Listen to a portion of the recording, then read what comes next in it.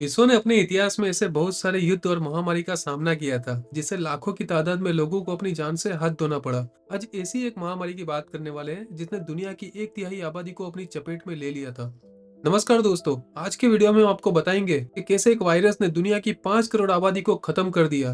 दोस्तों, हम बात कर रहे हैं द स्पेनिश फ्लू। 1918 से लेकर 1920 के बीच फैली एक ऐसी महामारी जिसे सभी महामारी की जननी, the mother of all pandemic के नाम से भी जाना गया। H1N1 इन्फ्लुएंजा वायरस से फैली हुई इस बीमारी ने 50 करोड़ से अधिक लोगों पर कहर ढाया था। आज की वीडियो में हम जानेंगे कि इस महामारी की उत्पत्ति कहां से होती है और क्यों दुनिया इसे रोकने में असफल रही।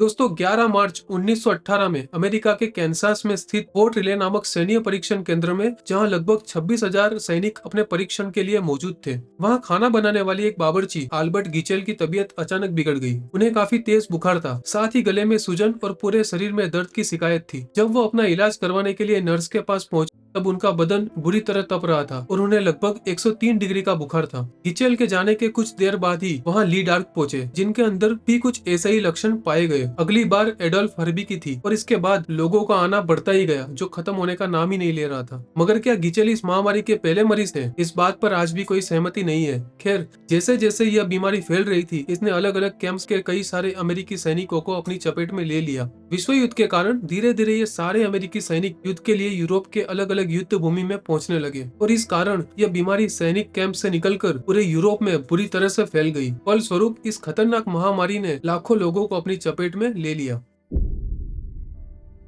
दोस्तों, आप सोच रहे हैं कि अमेरिका के कंसास में फैलने वाली इस बीमारी को स्पेनिश फ्लू नाम क्यों दिया गया? तो आपको बता दें कि उस वक्त दुनिया में प्रथम विश्व युद्ध चल रहा था। लगभग सारे ही देशों ने अपनी मीडिया पर प्रतिबंध लगाया हुआ था। एकमात्र स्पेन ही ऐसा देश था जहां मीडिया पे प्रतिबंध नहीं था। तो हुआ यूं कि वहां की मीडिया ने इस बीमारी को इतना बड़ा चढ़ा के दिखाया कि लोगों को लगने लगा कि ये बीमारी यहीं फैली हुई है, जो कि बिल्कुल सच नहीं था। तो इन्हीं सब कारणों के चलते इसे स्पेन के नाम पर स्पेनिश फ्लू रख दिया गया। दोस्तों, अब जानते हैं कि वो कौन से लक्षण थे जो इस बीमारी को इतनी जानलेवा बनाने में सफल हुए। इसने कैसे पूरी चिकित्सा की प्रणाली को तहस नहस कर दिया। इस बीमारी से जो पीड़ित लोग थे, उनको शुरुआती बुखार आने से लेकर नाक से खून निकलना, अंततः पीड़ित व्यक्ति को न्यूमोनिया हो जाता था, जिस वजह से सांस लेने में दिक्कत होना और फिर इन्हीं तकलीफों से जूझते जूझते अपना दम तोड़ देना। यही सारे लक्षण इस फ्लू में हमें देखने को मिले।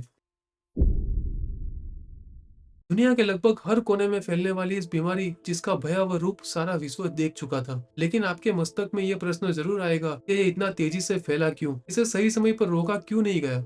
इन सब की बड़ी वजह थी विश्व में चल रहा युद्ध। दोस्तों, ये कोई सामान्य युद्ध नहीं था, यह विश्व युद्ध था जिनमें दुनिया के बहुत सारे देश हिस्सा ले रहे थे। युद्ध में जाने वाले सैनिकों को रहने की जगह काफी तंग थी, साथ ही में वहाँ सफाई का भी अभाव था। तो हुआ यह कि अगर एक सैनिक इस बीमारी की चपेट में आता, तो ये जल्दी से बाकी के लोगों में भी फैलना शुरू हो जाता, जिस वजह से इसे रोकना ज्यादा मुश्किल होता गया। और साथ में सैनिक अलग अलग देशों में जाते थे, तो ये बीमारी भी अन्य देशों में बहुत तेजी से फैलती गई। ऐसा माना जाता है इस फ्लू की पहली लहर आ चुकी थी, लेकिन वो इतनी घातक नहीं थी। लेकिन दूसरी लहर बहुत घातक थी, जिसने करोड़ों लोगों की जान ले ली। यह रोग मुख्य रूप से नौजवान लोग, जिनकी उम्र 20 से 40 के बीच में थी, उनमें यह देखने को मिला। यह रोग इतना खतरनाक बन चुका था कि बुखार आने के 24 घंटे में ही इंसान अपना दम तोड़ रहा था। दोस्तों, ये बीमारी पूरी दुनिया में फैल चुकी थी, जिनमें से कुछ देश जैसे कि यूरोप, फ्रांस, अमेरिका, एशिया और ईरान बुरी तरह से प्रभावित हुए। भारत देश सबसे ज्यादा प्रभावित हुआ। माना जाता है कि करीब 2 करोड़ से ज्यादा लोग मारे गए थे, जो कि वह समय की 5% आबादी थी। दोस्तों, आप सोच रहे होंगे कि यह जानलेवा बीमारी को निपटने के लिए वह समय पर कोई दवा या इलाज नहीं था। तो दोस्तों, आपको बता दें कि यह बीमारी का परीक्षण करके का सही इलाज निकाल सके, उससे पहले ही ये बीमारी अपना प्रकोप दिखा चुकी थी।